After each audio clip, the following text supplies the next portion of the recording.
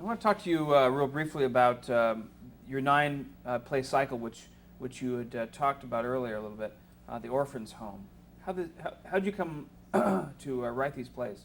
Well, I said Stark Young had really given me the idea of making the first one into a play. And I thought about it and hadn't been able to think what to do. And then I said my parents passed away, and within a year, and I went home and began to, take over as you do. And I began to think about it. And I didn't even think in terms of nine, but pretty soon it became nine. And I wrote them out of sequence. I wrote them purposely so that they could be done out of sequence, too, when they were performed. So you wouldn't have to do the whole nine to make sense. And then when I'd finished, I thought the first one would need redoing, but I found out it had to be readjusted to things that I'd found for the other plays. The first one had the original title that you wanted, right?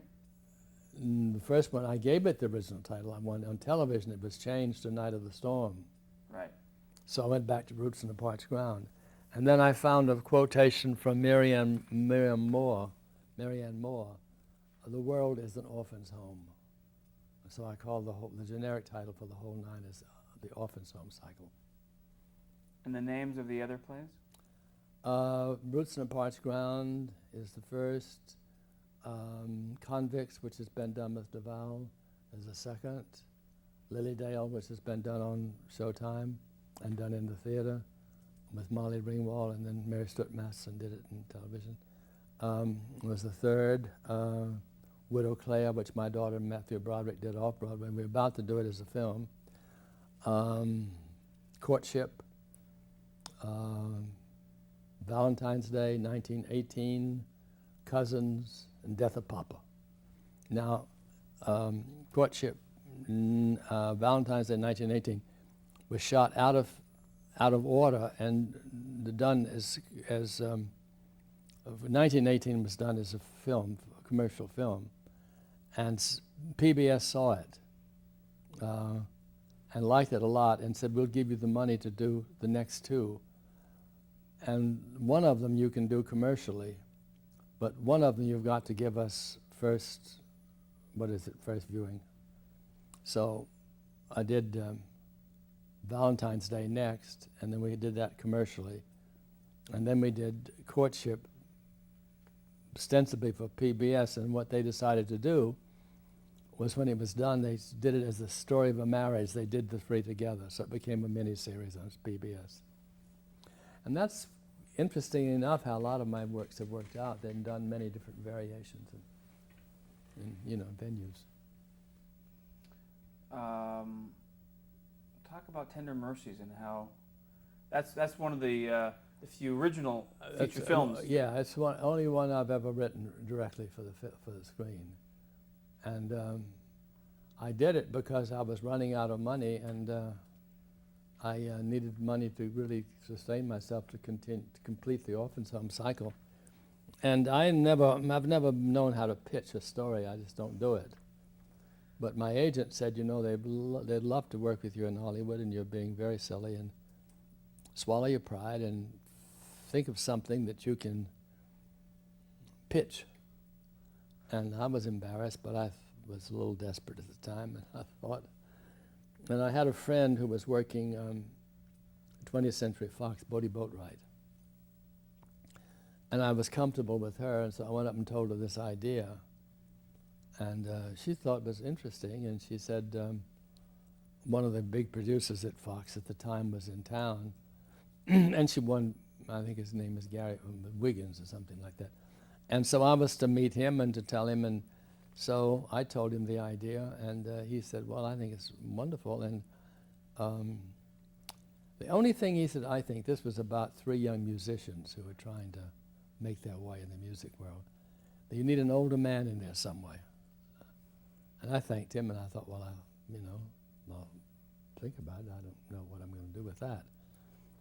And he said, "But tell your agent to come on out and make a deal." So my agent went out and she got off the airplane and she picked up a Hollywood Reporter or a Variety or something, and the headlines was that this gentleman and his partner had been fired from Fox, so she had no deal. And I just thought, well, the Lord's telling me something here, and I'll just go ahead and write it, because I'd gotten interested, and then suddenly I began to think about this older man, which I thank this man for, and it became the part that eventually Bob Duvall did. That was the genesis of it, really. And why I thought about it at all was that I had a nephew who had, in college, had gotten interested in country western music, and he was the drummer for a small little combo.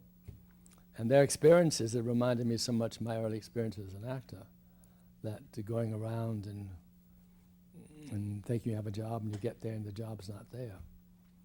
And I really was going to write about that kind of an experience. And I don't know why I didn't really, I mean, George Jones, I understand things I've written about him, but I really was thinking about actors that I'd known that had enormous talent, that alcohol had just licked them.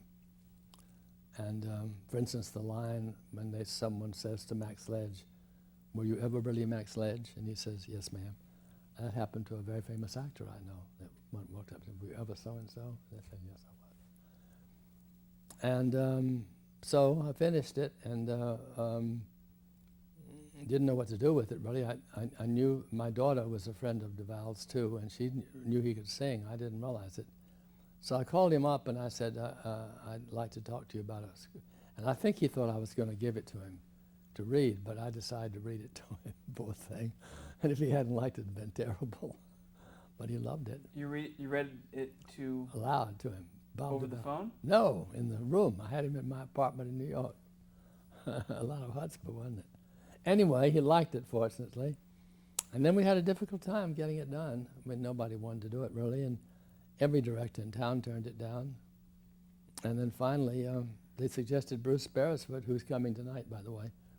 And I said, I love Breaking Around. I said, my Lord have mercy, what's he going to do? I said, you're just wasting your time. But Bruce fell in love with it, and he said he liked it so much. He didn't know, I guess, that everybody else did. He said, I was so afraid that somebody's going to grab it that I called in the middle of things that I want to do it. If I can get along with the author, she said. So he flew over and we met. We liked each other. And it worked. And did you enjoy this experience of making that movie? Oh, I loved it. I was on the set all the time. Bruce and I are very close. Bob and I are very close. And you won your first and only Oscar. Second. Second Oscar. Yeah. I won the first for Mockingbird. Oh, pardon me. That's right. But I didn't think I was going to win that, and I didn't go. And I hadn't shaved all day. I was working. And I was sitting. We didn't have a television, except my son had a little set in his room. And I was in my pajamas. and Lawrence Baby was winning everything. And then Miss Betty Davis came out with a twitchy way and said, Horton Foote, Mockingbird. And the phone began ringing. You think I've been elected president of the United States? I didn't know people took that so seriously. And but I was there for Tender Mercies, and they say I ran faster than anybody up that get that medal. After having that wonderful experience with Tender Mercies, did you think about writing other stuff for films? No. Still? No. It just isn't an impulse. I did think of Alone. That was much later. Yeah. It just came to me that's the way to do it. And I've written one other that I'm very, very fond of called It's About All Blacks. But I was commissioned by the Eddie Murphy Company to do it, and then he and Paramount parted company, and so never got done. But I'd love to do it someday. It's written directly for the film. And you also adapted Mice and Men. Mm-hmm. It was a very happy time. Good experience? Yeah, lovely. I was a very gifted man, Gary Sinise. He was wonderful in the film. I loved working with him as director. Yeah. And then, as we briefly talked about, you did Old Man for Hallmark Hall of Fame. Yeah. In which you won an Emmy. Mm-hmm. Very different experience. Not as good. No, I didn't say that. Just different. I mean, first of all, you had the river itself, and I think they had some brilliant things in the river. We didn't have Geraldine, and I just felt that part of it was missing. They didn't have the birth scene, which was so harrowing in the other. And it was an interesting thing that Telluride featured me as they take 4 people, 4 filmmakers every year, and they do a body of their work. And they have also a closed TV thing up there. So they have the night they honor me, and they show sections of my work, And they had never seen, for instance, The Story of the Marriage, and they fell in love with it, so they did a lot of clips from that and all the films I'd done. And then on the same time, they showed the whole of The Old Man, the new version, on an outdoor television thing. And on closed television, they showed the other version, the early version, and all the early versions of my television works. So it was interesting to see all these things in contrast. And the Old Man for CBS was very successful, and I thought it was wonderfully done in many ways. It's just that certain personal aspects of it I missed.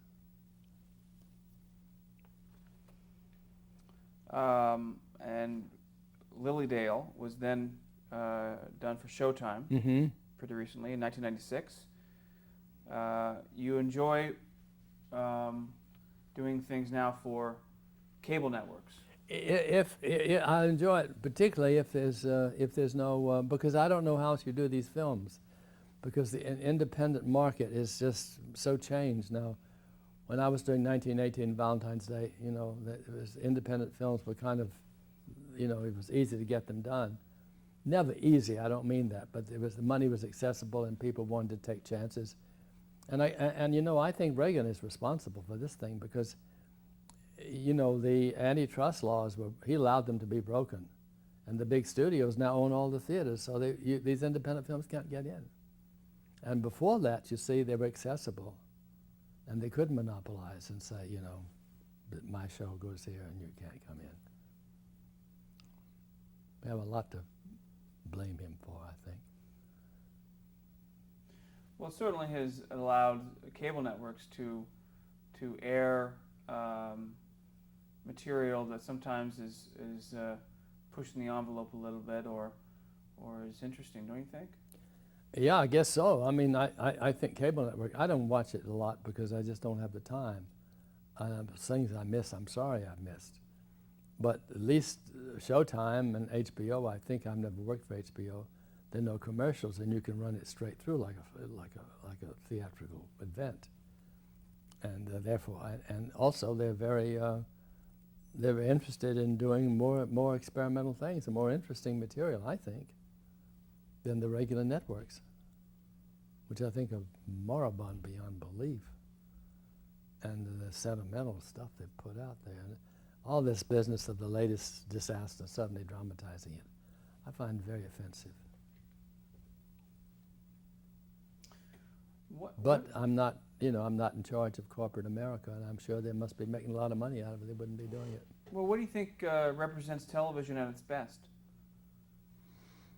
I'm just not that involved with it anymore. I think it can be wonderful when it is, and I think there are certain documentaries that I just adore, which I don't think you can beat. And there's certain things. I saw a production of Hedda Gabler, very unexpectedly, with Fiona, I can't think of her last name. She's a very celebrated English actress, which was just superb. And it interpreted Hedda in a way that I opened my thought entirely to how to do it.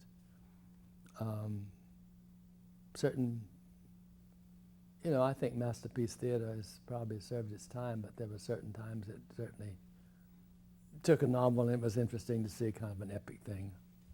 I don't know. I mean, I've had many lovely experiences in television. I'll think about, the early things. I mean, I first saw some of Patty's things, which I loved. And, Omnibus, you remember Omnibus? It's some wonderful things. Not necessarily dramatic things, but ballet and stuff like that. And I think it's wonderful. I mean, for instance, to hear an opera, see an opera, to see a symphony, and you hear it. And, I'm all for it. I mean, I wish about 9/10 of it did it differently, but the part I like a lot. And you can't. It's here now. No going back. That's true. What do you think of the golden age of television? What did it mean to you? You said you didn't like that term, but why do you think it happened? Why do I think it happened? I think it happened, like all those things, I think it was a spontaneous thing. And I don't think it was, I think certain things happened at certain times that if it happened differently, it would have been different. I think Fred Coe deserves an enormous amount of credit. Because I think he had innate taste and had a great feeling for writers. And certainly, I mean, you think of Gore Vidal and you think of Banichayevsky, you think of J.P., you think of, I just go on and on and on and on. The writers that he nurtured and writers who didn't really make a mark, but were fascinating talents. And it's a wonder I don't know why Fred never did anything. I know he'd worked on things with them. I mean, I'm thinking of the writer that did House of Breath, that lovely novel about Texas. Well, his name has escaped me. But that's the kind of writer that is not a conventional writer that Fred had a wonderful instinct about and usually nurtured. And I think the reason he didn't take this writer further, I think he did do a draft on Billy the Kid, that film that Fred did with Arthur.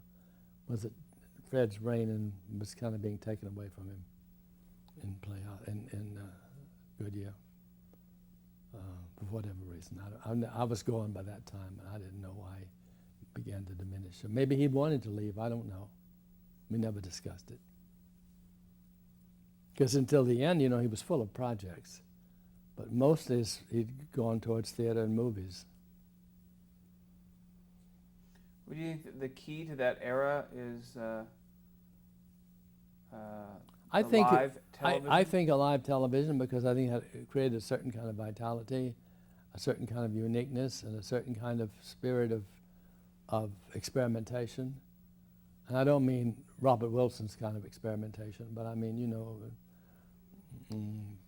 interesting material. And then I think another thing was the rise of the actor studio. I think all this young talent was suddenly coming and looking, young directors, young actresses, and it all came together. And there were young writers. And a young man like Fred Coe who had a vision and a passion and he loved all these actors. He had a great eye for that. And he was more conservative about directors. He had a staff that he depended on, Vincent and Fred. And Fred had directed early on, you know. I wasn't with him then. He had Gordon Duff,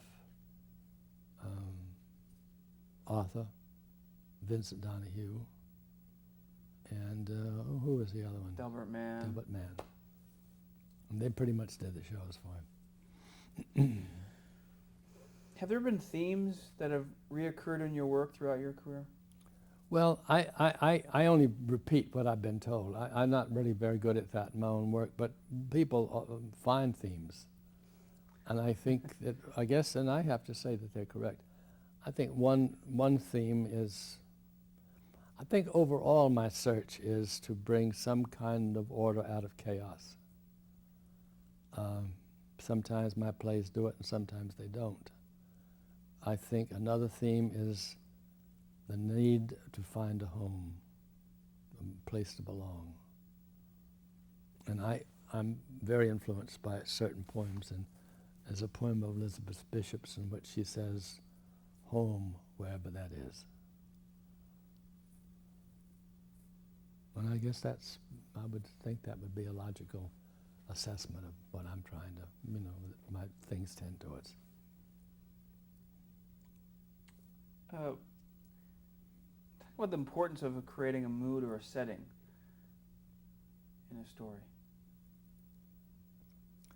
Well, I think that has to do with the individual talent, but again, see, I think so many of those forces I don't think you can control anymore. You can control the color of your eyes. I think it's part of whatever your makeup is. And it's because I love certain writers. I mean, I love Ayckbourn, the British playwright, but he's as different to me than day is night, and I almost envy him. He has this great visual sense, and he has this wonderful sense of physical elements, the using of physical elements in plays. He has this great gift for language. I couldn't write like that if you took a pistol to my head. And and people say that I write create a certain mood in my writing. I'm not conscious of trying to do that. If I do it, it's because it's my instinct. I cannot do it. Just like if I were left-handed rather than right-handed, I'd have to. I couldn't. I don't think I think what you do as you grow and as you work as a writer, as long as I have, there are certain people that you feel you unconsciously take on as kind of your masters, and that may change as you continue, but they influence your style or influence the things you're trying to achieve in your style. I think that's true. Well, for an aspiring writer, how do they find what is true to their soul to write about? Well, listen, if I could answer that, I'd be a very rich man. Well, but you discovered it early on. I mean, I didn't discover it. You see, it's what I'm trying to explain to you. I was urged. It discovered you. Yeah, Right. I was urged not to continue. My agent, who later became my close friend, felt that I would not have any career at all if I didn't give it up. And I said, well, I just can't. Another example, well, I can't give a better example than that, really, but it's just something, well, I mentioned Catherine Ann before, and she said, and many writers agree with her, that it's kind of programmed that what you're going to interest you thematically by the time you're 10 years old, and it doesn't vary. It doesn't mean you stick in that time frame or that period. You may go back or you may go forward, but the essential interests, the thematic interests are the same, a kind of a variation on that theme. What would you consider your greatest success? Well, that's not for me to say. I don't know that. It depends on how the world would evaluate that. I don't think. I mean, the world would say, which has made the most money. I mean, that's the most depressing thing to me. Well, I mean, what are you proudest of? It'd be like saying, which of my children am I proudest of? I mean, I love them all in different ways, I couldn't say that. I think, as I say, the thing that I find so, well, it's always been so, but I just find that to pick up the New York Times was the last one to do it, and to find at the beginning of the week what made the most money, not which is the best film, but what the grosses are. And I find that very upsetting. Did you have any mentors? Explain that word to me. Did you throughout your life have someone or people that were mentoring to you that nurtured me? That you looked up to, that you... Oh yes. Early on, my teachers, the three Russians, and then Mary Hunter Wolf, she was early in radio. She played Marge in Easy Aces for years, and then became a great influence, and to Jerry Robbins, to many people, Agnes DeMille, Catherine Dunham, besides me. Stark Young, undoubtedly. Martha Graham, Louis Horst in particular, who was very wonderful and giving. And later on, though I'm older than he is, Reynolds Price has become someone that's been very active in shaping me and thinking, I admire so much. A lot of people. People can be very giving, very unselfish. And then directors, many directors. I mean, Pete Maston, my cousin, and Bruce Beresford, my dear friend, has certainly been a great influence. Arthur Penn at one time. We don't work together much anymore, but at one time I was very inspired. John Frankenheimer was one of the great experiences for me. That's all mentoring. Is that what you mean by mentoring? Well, that sounds good. Everyone has a different, Yeah. view on it. And I'm sure I'm leaving out people because people have been extraordinarily kind to me. Well, I have just a few names here that I want to toss out, and it's a stream of consciousness. Whatever comes to mind, if you want to describe them as individuals or what talents they brought to the table. Agnes DeMille. Oh, well, she was a great influence. Remains so. When she at the end of her life, she was bedridden and had to be taken in a wheelchair. And I used to go over and walk her. And I was with her often. And she believed in me very early on. And it's very strange that I didn't really know what she saw in me. But she was my champion. Her mother was my champion. And we remained steadfast. We never worked together. But she always was there and always was encouraging and knew what I was doing. Nurturing, always. And made me feel very proud of my talent very early on when not many people did. Lucy Kroll. Oh, she was my agent. And I was her first client and still with her when she left the world. Martha Graham. Oh, great influence. Not so much personally because our worlds began to separate, but the time we worked together was an enormous influence, and what she achieved, and through my attempting to understand what she was about, gave me a whole new way of looking at theater.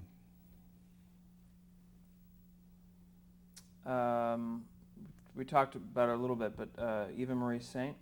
Yeah, she's a lovely, lovely girl. We've only worked together once, and always wanted to work together again. It just never happened. But I just respect and admire her very much. Catherine Squire. Yeah, oh, my goodness. Well, she, and particularly in television, we had a long, long association, and she was a lovely talent.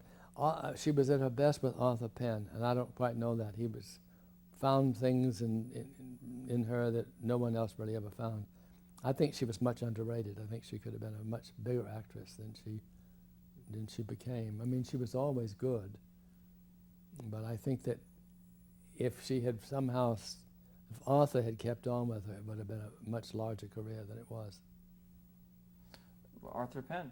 Describe him as a director. Well, I can only speak of him in those early days, but I found him one of the most talented men I've ever known. He's very bright, and he's very inspiring because he's so bright. And he understands material, and he illuminates the material and helps you to discover things about the material. And very gifted. Marlon Brando? I only worked with him peripherally, and that was in The Chase, and that was, I never knew the power of Marlon because I'm not I don't see a lot of films, and I didn't see all of his work. I was on set the first day that he began to shoot. I was in the room with him, and I suddenly realized the magic of this man. I don't think the screen ever gets it, really. Something so concentrated, so focused. It just was an experience to watch him work. And I don't know that he particularly had much regard for the film, but he gave something that you just can't buy.